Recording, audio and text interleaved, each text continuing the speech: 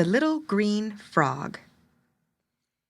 In a part of the world whose name I forget lived once upon a time two kings called Peridor and Diamantino. They were cousins as well as neighbors, and both were under the protection of the fairies, though it is only fair to say that the fairies did not love them half so well as their wives did. Now it often happens that as princes can generally manage to get their own way, it is harder for them to be good than it is for common people. So it was with Peridor and Diamantino, but of the two the fairies declared that Diamantino was much the worst. Indeed, he behaved so badly to his wife Aglantino that the fairies would not allow him to live any longer, and he died, leaving behind him a little daughter.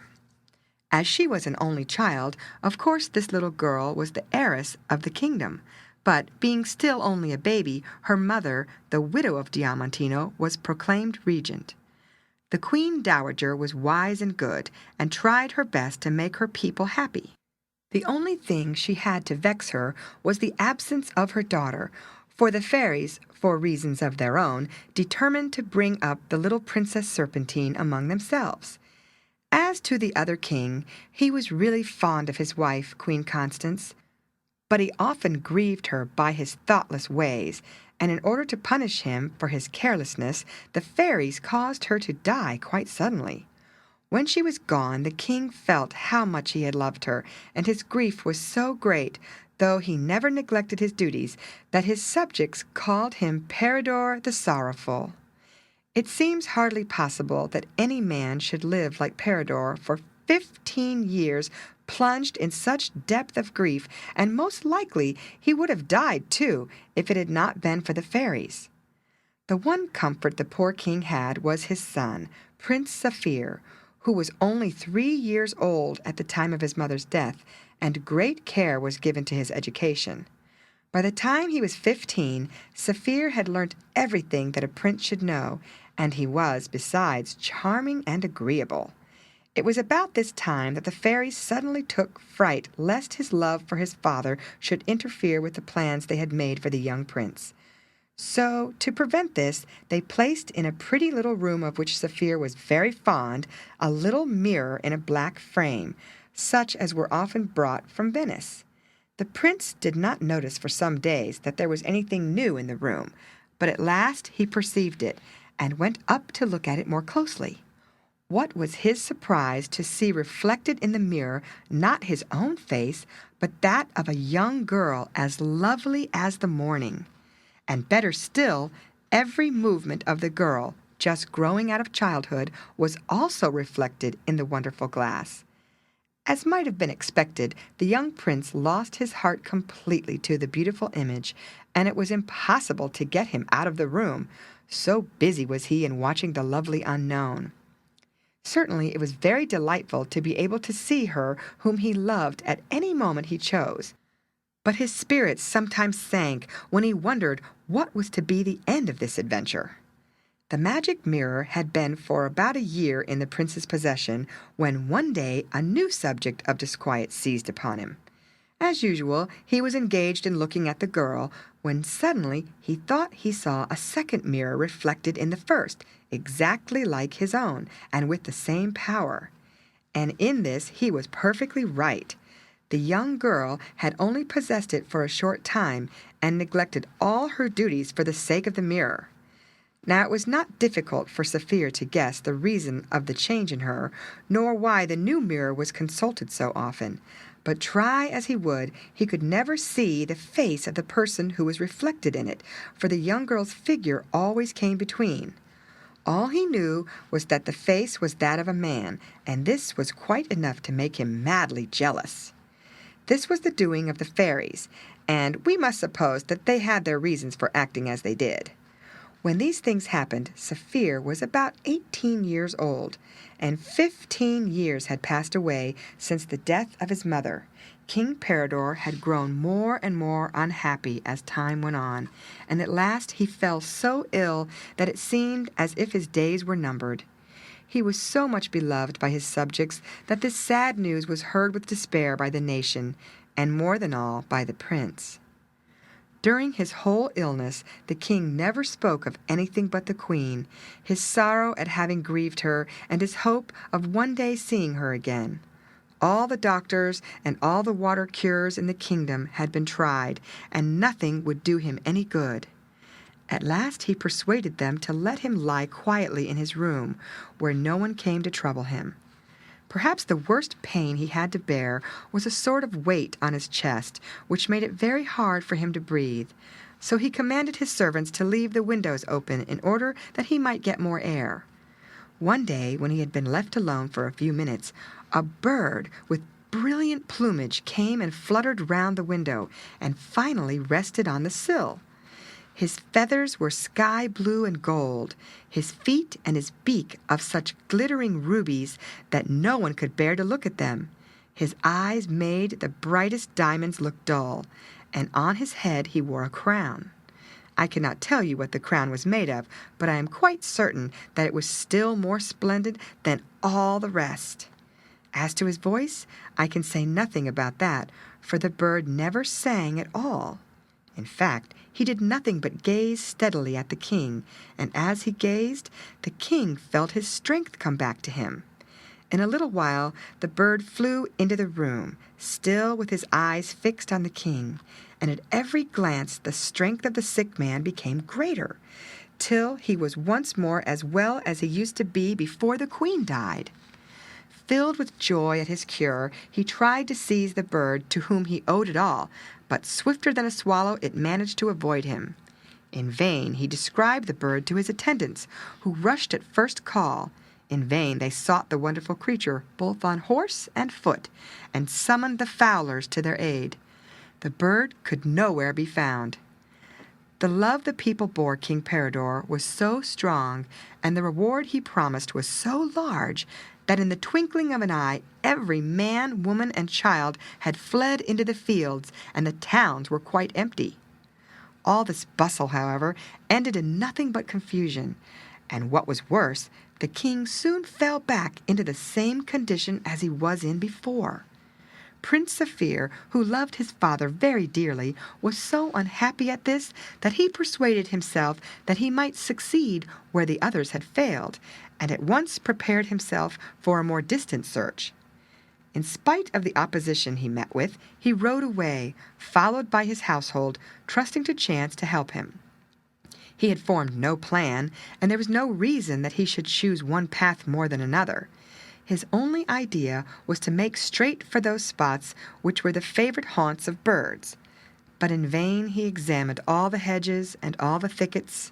In vain he questioned everyone he met along the road.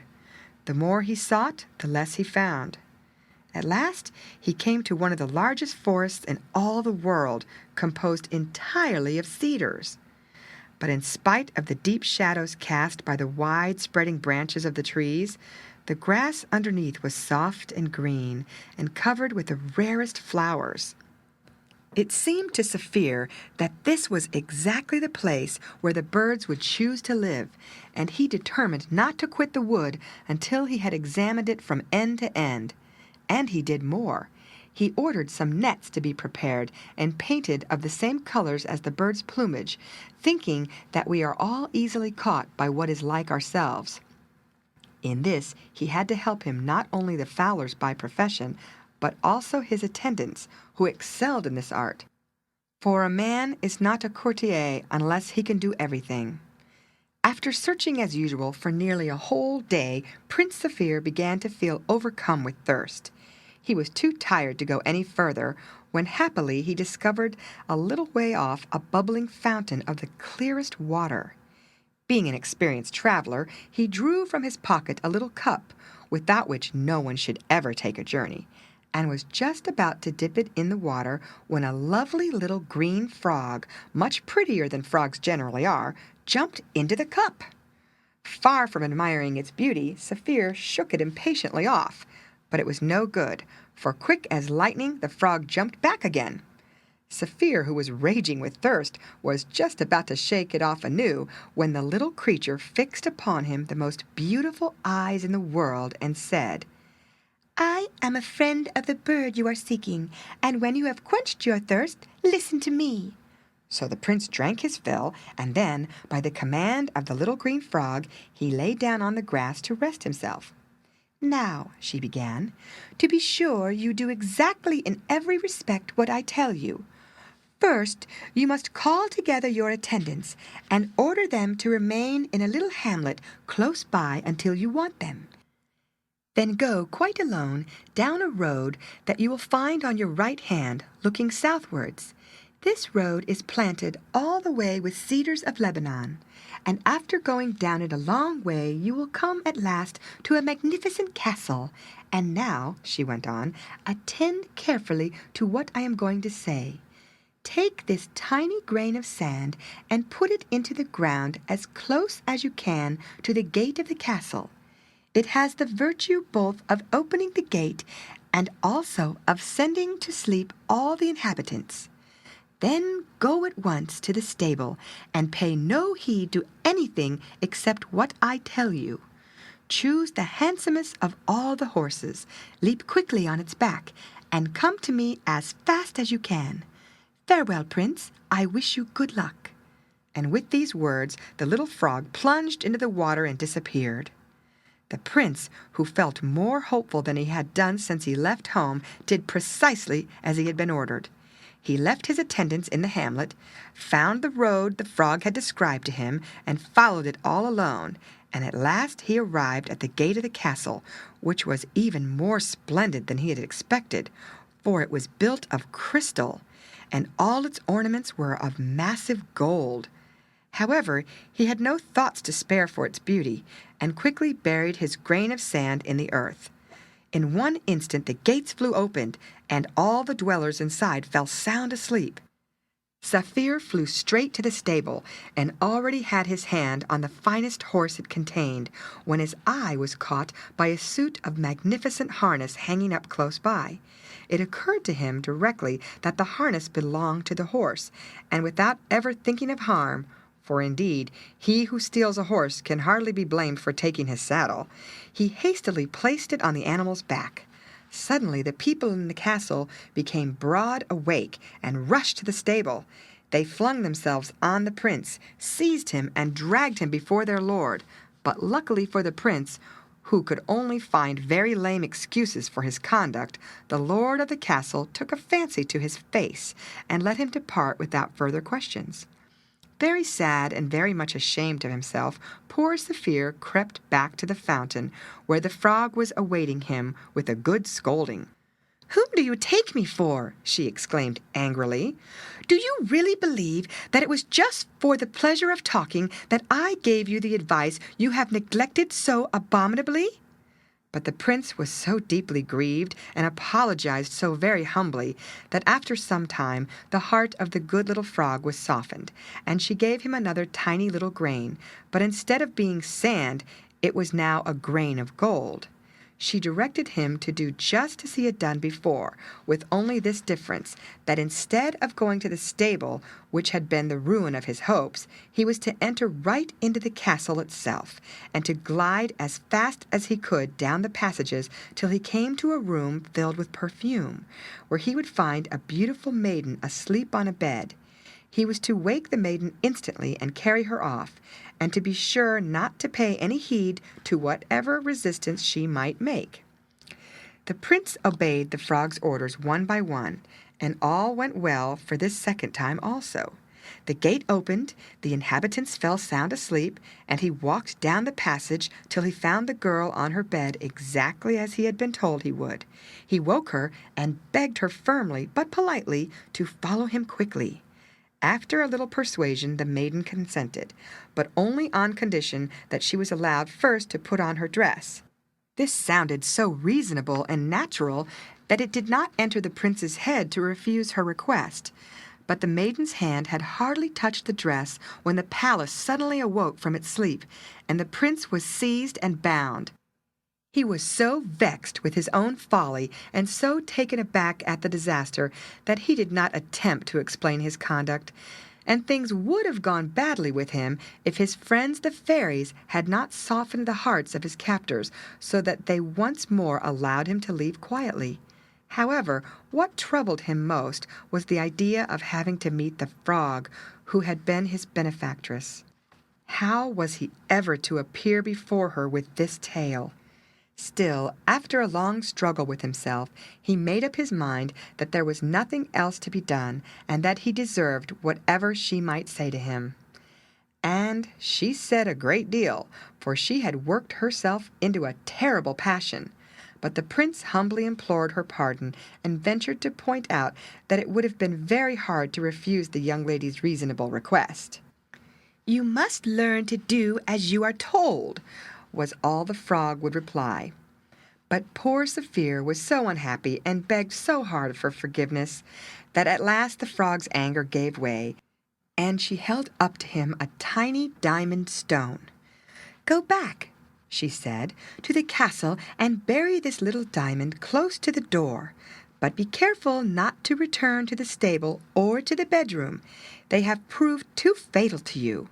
Walk straight to the garden and enter through a portico into a small green wood, in the midst of which is a tree with a trunk of gold and leaves of emeralds. Perched on this tree you will see the beautiful bird you have been seeking so long. You must cut the branch on which it is sitting and bring it back to me without delay. But I warn you solemnly that if you disobey my directions, as you have done twice before, you have nothing more to expect either of me or anyone else." With these words she jumped into the water, and the prince, who had taken her threats much to heart, took his departure, firmly resolved not to deserve them. He found it all just as he had been told: the portico, the wood, the magnificent tree, and the beautiful bird which was sleeping soundly on one of the branches. He speedily lopped off the branch, and though he noticed a splendid golden cage hanging close by, which would have been very useful for the bird to travel in, he left it alone and came back to the fountain, holding his breath and walking on tiptoe all the way, for fear lest he should awake his prize. But what was his surprise when, instead of finding the fountain in the spot where he had left it, he saw in its place a little rustic palace, built in the best taste, and standing in the doorway a charming maiden, at whose sight his mind seemed to give way. "What, madam!" he cried, hardly knowing what he said. "What, is it you?" The maiden blushed and answered, "Ah, my lord, it is long since I first beheld your face, but I did not think you had ever seen mine." "Oh, madam," replied he, "you can never guess the days and the hours I have passed lost in admiration of you." And after these words they each related all the strange things that had happened, and the more they talked, the more they felt convinced of the truth of the images they had seen in their mirrors. After some time spent in the most tender conversation, the prince could not restrain himself from asking the lovely unknown by what lucky chance she was wandering in the forest, where the fountain had gone, and if she knew anything of the frog to whom he owed all his happiness, and to whom he must give up the bird, which, somehow or other, was still sound asleep. "Ah, my lord," she replied, with rather an awkward air, "as to the frog, she stands before you. Let me tell you my story. It is not a long one. I know neither my country nor my parents, and the only thing I can say for certain is that I am called Serpentine. The fairies, who have taken care of me ever since I was born, wished me to be in ignorance as to my family, but they have looked after my education and bestowed on me endless kindness.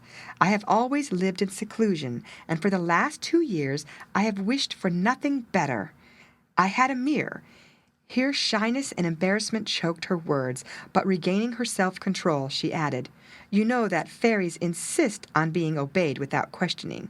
It was they who changed the little house you saw before you into the fountain for which you are now asking, and having turned me into a frog, they ordered me to say to the first person who came to the fountain exactly what I repeated to you. But, my lord, when you stood before me, it was agony to my heart, filled as it was with thoughts of you, to appear to your eyes under so monstrous a form. However, there was no help for it, and painful as it was, I had to submit. I desired your success with all my soul, not only for your own sake, but also for my own, because I could not get back my proper shape till you had become master of the beautiful bird, though I am quite ignorant as to your reason for seeking it." On this, Saphir explained about the state of his father's health and all that has been told before. On hearing this story, Serpentine grew very sad, and her lovely eyes filled with tears. "Ah, my lord," she said, "you know nothing of me but what you have seen in the mirror, and I, who cannot even name my parents, learn that you are a king's son." In vain, Saphir declared that love made them equal. Serpentine would only reply, "I love you too much to allow you to marry beneath your rank. I shall be very unhappy, of course, but I shall never alter my mind. If I do not find from the fairies that my birth is worthy of you, then whatever my feelings, I will never accept your hand." The conversation was at this point, and bid fair to last some time longer, when one of the fairies appeared in her ivory car, accompanied by a beautiful woman past her early youth. At this moment the bird suddenly awakened, and flying onto Saphir's shoulder, which it never afterwards left, began fondling him as well as a bird can do. The fairy told Serpentine that she was quite satisfied with her conduct, and made herself very agreeable to Saphir, whom she presented to the lady she had brought with her, explaining that the lady was no other than his Aunt Eglantine, widow of Diamantino. Then they all fell into each other's arms, till the fairy mounted her chariot, placed Eglantine by her side, and Saphir and Serpentine on the front seat. She also sent a message to the prince's attendants that they might travel slowly back to the court of King Peridor, and that the beautiful bird had really been found. This matter being comfortably arranged, she started off her chariot. But in spite of the swiftness in which they flew through the air, the time passed even quicker for Saphir and Serpentine, who had so much to think about.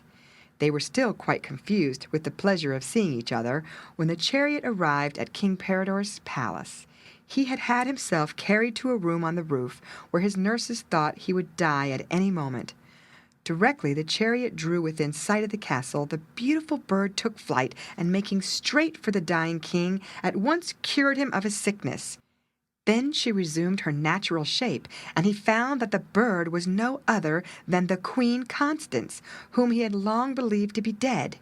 Peridor was rejoiced to embrace his wife and his son once more, and with the help of the fairies began to make preparations for the marriage of Saphir and Serpentine, who turned out to be the daughter of Eglantine and Diamantino, and as much a princess as he was a prince.